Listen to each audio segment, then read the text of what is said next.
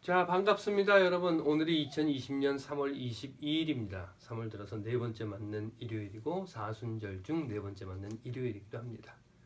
이미 말씀드린 것처럼 코로나 바이러스 사태로 인해서 교회에서 모이지 못하게 됐어요. 그래서 4주간 여러분들과 함께 교회에서 설교하는 대신 기독교에 대한 이야기를 아주 간략하게 말씀드리고자 했고요. 그래서 지난주에는 기독이라고 하는 이름에 대해서 여러분들과 말씀을 드렸습니다. 그래서 구약시대에 메시아라고 하는 개념에서 신약시대의 그리스도라고 하는 개념으로 바뀌면서 신앙의 모습이 어떻게 변화되었는가, 어떻게 변화되어야 하는가에 대한 말씀을 드렸고요. 오늘은 그 두 번째로 성서에 대해서 말씀드리겠습니다. 여러분들이 너무도 잘 아시는 이야기예요. 하지만 아주 간략하게 성서에 대해서 세 가지로 나누어서 말씀드리고자 해요. 첫째는 성서는 어디서 왔는가, 어떤 모양으로 만들어졌는가, 그리고 어떻게 봐야 하는가 하는 겁니다. 자, 성서 볼까요? 구약 39권이라고 하죠. 그리고 신약 27권입니다. 그래서 이 두 개를 합해서 66권이 된 거예요. 근데 우리가 잘 생각해 봐야 되는 게 있습니다. 그건 뭔가 하면요. 구약 39권과 신약 27권 합해서 66권이 어느 날 갑자기 하늘에서부터 이렇게 딱 성경 전서라고 만들어져 가지고 양장 딱 해서 도장 찍어 가지고 하늘에서 뚝 떨어진 거냐? 그건 아니라는 거예요. 볼까요? 구약 39권이라고 하는 이 39권은요. BC 90년이에요. 90년에 얌리아라고 하는 곳에서 교부들이 모여서 이걸 정경으로 하기로 결정을 한 겁니다. 캐논이라고 하죠. 신약은요. AD예요. 예수 이후 397년에 카르타고라고 하는 곳에서 교부들이 모여서 이걸 정경으로 하자 이렇게 한 겁니다. 결정을 했다는 거예요. 볼까요? 그리스도. 그러면 구약은요. 그리스도 이전 90년에 39권을 선택을 한 겁니다. 그러니까 구약은요. 예수 이전에 이미 완성이 되어 있는 거예요. 완성이라고 하니까 구약은 예수 이전에 이미 다 쓰여졌다라고 하는 것이 아니라 예수 이전에 이 39권이 이미 선택이 되었다, 선정을 했다라고 하는 겁니다. 신약은 397년, 그러니까 예수 이후죠. 예수 이후 397년에 27권을 선정을 한 겁니다. 그 말은 뭔가 하면요. 39권 외에 수없이 많은 다른 자료들이 있었다는 거예요. 그런데 이 자료들은 다 이건 아니야. 이건 정경이 될 수 없어. 라고 해서 버렸다는 겁니다. 물론 공동번역 성서에 보시면 여러분들 외경이라고 하는 게 나옵니다. 그 말은요. 이 자료들이 쭉 있었는데 그 중에서 정경이 될 수 있는 자료들은 정경으로 39권을 골랐지만 정경이 되기에는 좀 부족해 라고 생각하는 것은 외경으로 했고 또 위경이라고 하는 것도 있었어요. 이거는 이건 쓸모없어 라고 해서 버렸던 것. 이런 자료들 중에서 선택된 겁니다. 이런 자료들 중에서 골라서 39권을 결정을 한 겁니다. 신약은 어떻습니까? 마찬가지예요. 많은 자료들이 있었어요. 그런데 이 자료들 다 빼고 이 자료들을 그러니까 이 자료들 중에서 27권만 선택을 한 겁니다. 나머지는 다 버렸어요. 복음서라고 있지 않습니까? 우리가 지금 가지고 있는 복음서가 이게 4권이에요. 그런데 이 복음서만 있었는가? 아니에요. 다른 복음서도 많았어요. 지금 우리가 알고 있는 도마복음 이런 거 있지 않습니까? 최근에 발견돼서 조금씩 이렇게 모아지고 있는 유다복음 같은 것도 있었고요. 또 베드로복음 이런 것들도 있었습니다. 그런데 이건 다 정경에 들어가지 못한 거예요. 이렇게 해서 구약과 신약이라고 하는 것은 만들어졌습니다. 그런데 이걸 모르시면요. 구약과 신약이 어느 날 갑자기 이렇게 해서 완전히 딱 만들어진 것. 또는 우리 영화 같은 데 보면 그런 거 있어요. 왜 10개 영화 이런 데 보면 막 하늘에서부터 하나님이 쫙 불을 내려가지고 이렇게 돌판에다 막 새겨서 만들어주는 것. 그런 것이라고 생각하게 됩니다. 하지만 그건 아니라는 것. 여러분들 먼저 머리에 새겨두셔야 돼요. 왜 이걸 새겨두셔야 하는가 하면요. 이 시기에 그러니까 90년 이전까지 살았던 많은 사람들이 자신들이 살아왔던 그리고 신약은 또 이 시기에 397년 뭐 정확하게는 397년 이전까지는 아니라 뭐 성서가 쓰여진 시기를 뭐 100년 뭐 한 2, 30년까지를 본다고 하면 그 시기에 그러니까 예수가 살았던 그 시기와 또 그 이후에 살았던 사람들이 자신들이 어떻게 하나님을 보았는가 하나님을 믿는가라고 하는 그 고백이 바로 이 성서에 담겨 있다라고 하는 겁니다. 그 말은 성서라고 하는 것은 오늘 우리가 볼 때에 반드시 이런 전제적인 생각을 가지고 보지 않는다라고 하면 성서가 지금으로부터 2000년 전에 또는 3000년 전에 쓰여진 것임에도 불구하고 오늘 2020년에 문자적으로 그대로 따라해야 한다는 잘못된 생각을 가질 수 있기 때문에 그런 겁니다. 성서는요, 다시 말씀드릴게요. 이 이전에 있었던 사람들이 그들이 살았던 문화, 자 볼까요? 그들이 살아왔던, 그러니까 그들이 살고 있었던 문화, 그리고 역사, 그리고 사회 안에서 만들어진 산물이라고 하는 겁니다.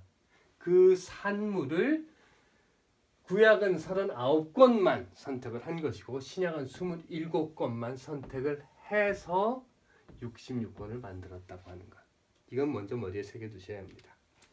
자, 그러면 성서는 이렇게 만들어졌고요. 성서 안에 구성은 어떻게 되어 있는가, 무엇이 들어있는가 하는 것에 대해서 여러분들께 말씀드리도록 할게요. 아시는 대로 또 말씀드린 것처럼 구약의 39권이라고 하는 것은요. 몇 부분으로 나뉘어져서 정리가 되어 있습니다. 그 제일 앞에 나오는 것은 오경이에요. 우리가 많이 들은 이야기죠. 율법서입니다. 이게 율법. 그리고 오경에 이어서 나오는 것은 역사서예요. 오경이라고 하는 게 어떻게 되어 있습니까? 창세기부터 시작해서 창세기, 레위기, 출애굽기, 신명기, 민수기, 신명기, 신명기로 끝나잖아요. 신명기에 끝나는 게 누구의 이야기입니까? 모세의 이야기로 끝나죠. 그리고 역사서의 시작은 여호수아서입니다. 그 말은 여호수아로 시작이 된다는 얘기예요. 그리고 역사서 이후에는 무엇이 나오는가? 예언서라고 하는 게 나와요. 그런데 여기서 우리가 조금 잘 이해를 하셔야 되는 게 예언서 그러면 무언가 예언을 했다라고 하는 것인데 이 예언이라고 하는 것이 묵시나 또는 계시와 혼동스럽게 되는 경우가 많이 있습니다. 하지만 이 예언서라고 하는 것은요. 예언을 하기는 했지만 무슨 말인가 하면요. 예언자들이 그 시대와 역사에 있어서 너희들이 어떻게 살아야 하는가라고 하는 삶의 지침을 이야기한 겁니다. 이 묵시계시라고 하는 것은 뭐 앞으로 이런 일이 일어날 거야, 저런 일이 일어날 거야, 뭐 무슨 뭐 용이 나타나고 뭐 이런 이야기들이지만 예언서는 상당히 현실적인 아주 우리에게 직접적으로 다가오는 이야기들인 거예요. 그리고 특히나 이 예언서라고 하는 것은요, 그 시대에 잘못하고 있는 사람들에 대해서 징책하는 이야기입니다. 너희들이 이걸 지금 잘못하고 있어. 고쳐야 돼. 라고 하는 것들. 자, 이런 역사서와 예언서가 있고요. 그 다음에 이제 묵시서가 들어있는 것이 바로 구약의 구성입니다. 그런데 여기서 우리가 잘 봐야 하는 게 하나 있어요. 그건 뭔가 하면요. 성서는 이런 식으로 쭉 적혀 있고 모아져 있기는 하지만 구성되어 있기는 하지만 이 성서의 순서가 곧 역사의 순서는 아니라는 거예요. 여기 한번 제가 말씀드려 볼게요.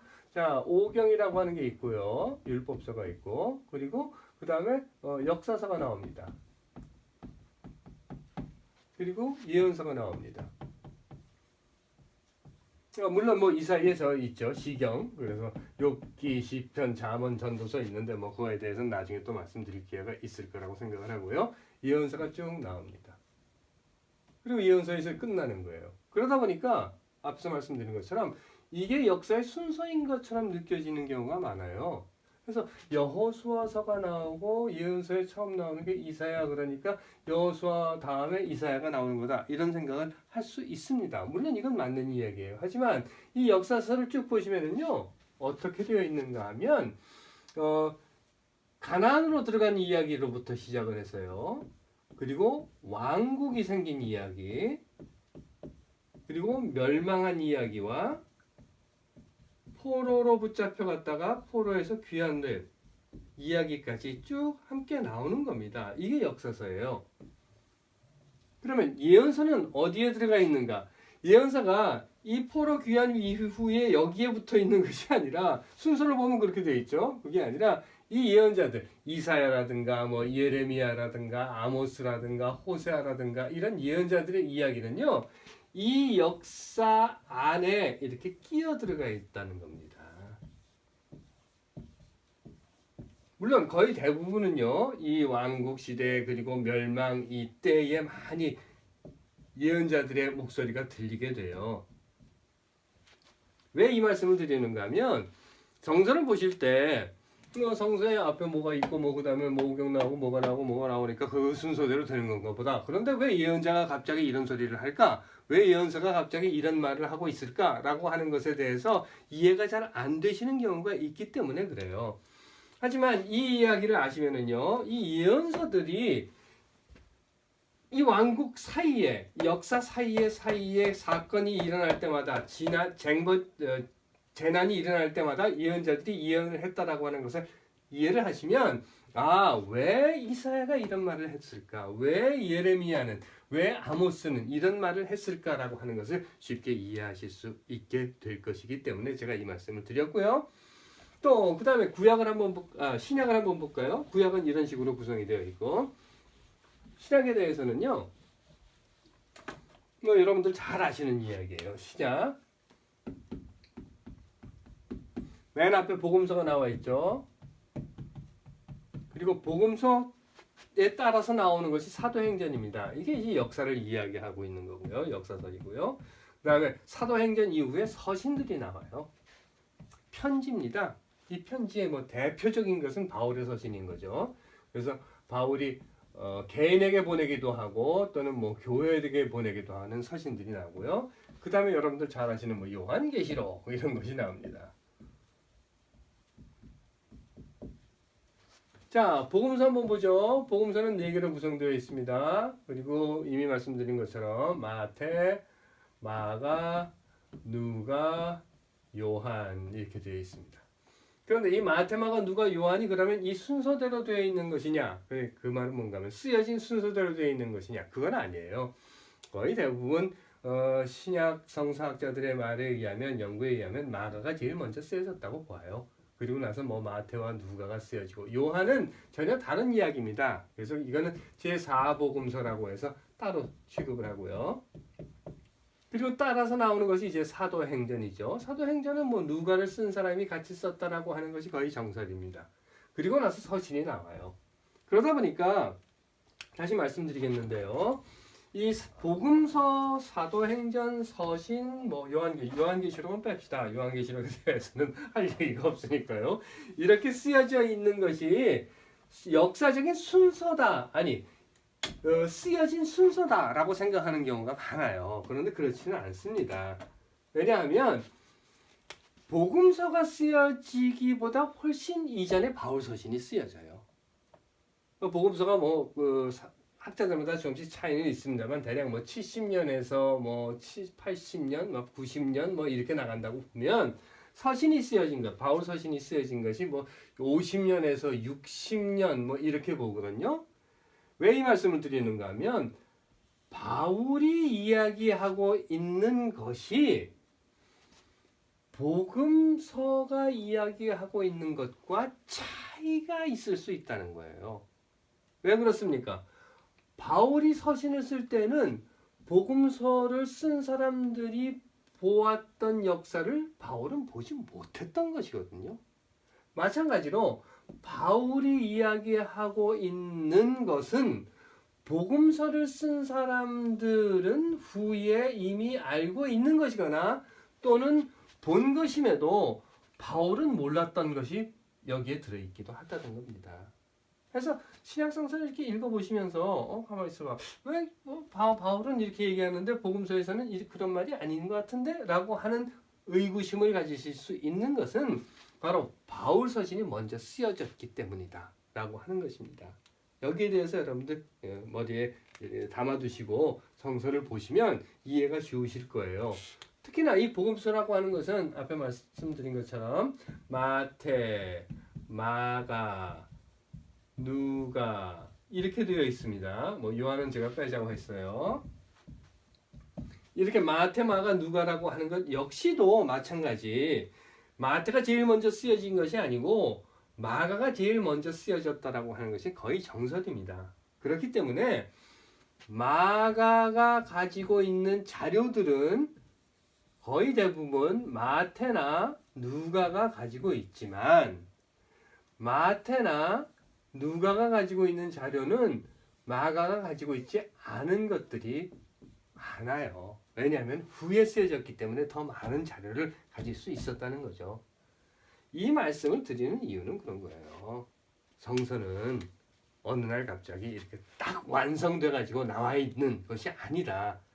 그 말은 성서 무엇을 주장하는 사람들이 그런 이야기를 합니다. 성서는 하나님의 영감으로 쓰여진 것이기 때문에 1.1획도 틀림이 없다. 아니요, 그런 건 아니에요. 성서는 사람이 앞에서 말씀드린 겁니다. 사람이 그 시대에, 그러니까 신약성서가 쓰여지던 그 시대에, 신약이라고 하면 신약성서가 쓰여지던 그 시대를 살았던 사람들의 삶의 산물이라고 하는 것. 그걸 이해하지 못하면은요, 여러분들 신약성서에서 이렇게 말했어. 그러니까 2000년 전에 신약성서에서 이렇게 이야기를 했어. 그러니까 2000년이 지난 오늘도 신약성서가 말하는 그대로 살아야 돼 라고 하는 잘못된 해석을 하게 된다는 거예요. 바울이 그런 얘기 하지 않았습니까? 여자는 뭐 너울을 써야 된다. 그래서 오늘도 그러면 여자는 너울을 써야 됩니까? 그건 아니라는 거죠. 그런데 바울은 그 얘기를 했어요. 왜? 그 시대에는 그랬던 것이거든요. 또 무슨 뭐 이런저런 것들은 먹으면 안 돼. 뭐 이런 이야기들 많이 나오잖아요. 그런 그 시대에는 그랬어요. 또 유대 율법에는 그랬습니다. 그러면 오늘도 우리가 돼지고기 먹지 말아야 되나요? 오늘도 우리가 비늘 없는 고기 먹으면 안 된다. 그래서 오징어 먹지 말아야 되나요? 그건 아니라는 거죠. 자, 그렇다고 하면 제가 여러분들께 이거 정말 몇 년간 말씀드려야 되는 건데 너무 짧게 말씀을 드리다 보니까 여러분들 좀 혼란스러운 부분이 있을지 모르겠습니다만 앞에 이렇게 두 가지 그냥 말씀드리고요. 그리고 마지막으로 중요한 거 말씀드릴게요. 그건 뭔가 하면 그러면 성서를 어떻게 봐야 하는가라고 하는 겁니다. 앞에서 여러 번 말씀드렸어요. 성서는 그 시대를 살았던 사람들의 문화에서 비롯된 것이라고요. 물론 문화에서 비롯됐다 그래서 문화의 이야기만은 아니라는 거지만 그 시대를 살았던 사람들의 문화와 그 사람들이 살았던 사회 그리고 그 사람들이 살았던 역사 속에서 만들어진 산물입니다. 그렇기 때문에 성서를 그 문화와 사회 그리고 역사라고 하는 배경 속에서 이해하지 않으면 우리는 전혀 엉뚱한 소리를 하게 될 수밖에 없는 거예요. 그러면 성서를 어떻게 볼 것인가? 자, 여러분들께 이 이야기를 한번 드릴게요. 뭐 여러분들 잘 아시는 건데요. 퍼즐이라고 하는 거 있지 않습니까? 퍼즐, 그렇죠? 퍼즐, 모자이크 퍼즐이라고 하는 거요. 이렇게 글이 이렇게 있고요. 빈칸에 뭐 이런 모양 또는 뭐 이런 모양 또는 뭐 이런 모양 뭐 하여튼 여러 가지 모양의 조각들이 이렇게 있어요. 그렇죠? 그러면 이 조각들을 여기다 이제 맞추는 겁니다. 맞추면 뭔가 그림이 돼요. 그래서 이제 뭐 예를 들면 뭐 산도 있고 뭐 해도 있고 뭐 나무도 있고 이런 그림이 된다는 거예요.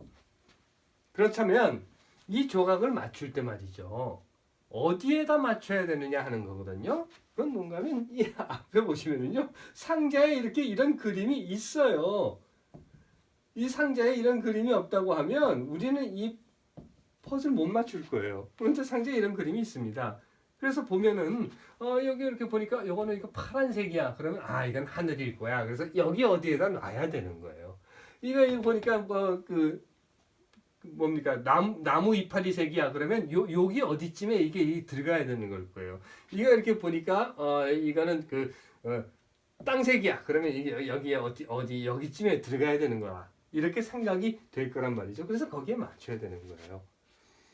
저는 성서는 퍼즐이라고 생각을 해요.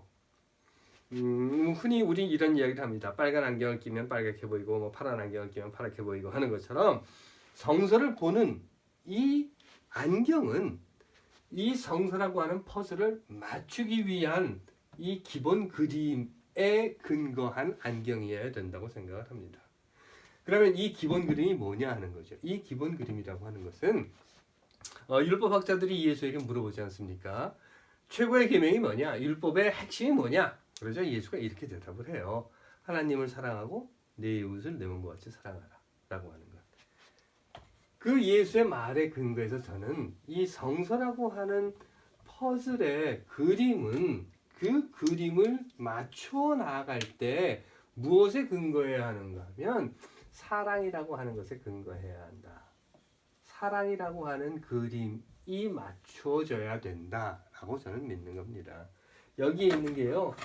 이 성경이라고 쓰여 있는 그 앞에 뭐라고 되어 있는가 하면 사랑이라고 쓰여져 있어요. 그러니까 다 이 조각을 맞추면 사랑이 돼야 되는 거예요. 해서 성서 안에 들어있는 것 무슨 뭐 칼을 들고 누구를 죽여라 뭐 이런 것도 있을 테고 무슨 뭐 적군을 물리쳐라 이런 이야기도 있을 테지만 또 뭐 가난한 자에게 먹을 것을 주어라 하는 이야기도 있을 테고 또 병든 자를 고쳐 주어라 하는 이야기도 있고 안식일이 사람을 위해 있는 것이다 라고 하는 이야기가 있는 그 모든 말들은 다 이렇게 조각 맞춰지고 나면 그 그림이 사랑이 돼야 한다라고 하는 겁니다. 이렇게 말이죠. 그렇다고 하면 이 조각들을 맞추기 위해서는 이 조각들을 제자리에 놓기 위해서는 사랑이라고 하는 그림이 그려지기 위해서 그 자리에 놓아야 하는 거예요. 그리고 전체적인 다 그림이 맞춰지면 사랑이 되어야 하는 것이고요. 제가 여러분들께 계속해서 성서 이렇게 이야기를 드리니까 여러분들 좀 이거 뭐지? 왜 이렇게 이야기를 하지? 라고 생각하시는 분이 계실지도 모르겠어요. 왜냐하면 모든 사람들은 모두는 아니라고 하겠지만 거의 대부분은 성서라고 하지 않고 성경이라고 하거든요. 그래서 저는 성서라고 부릅니다. 그 이유는 이런 거예요. 경이라고 하는 거는 어떻게 씁니까? 이게 경자죠.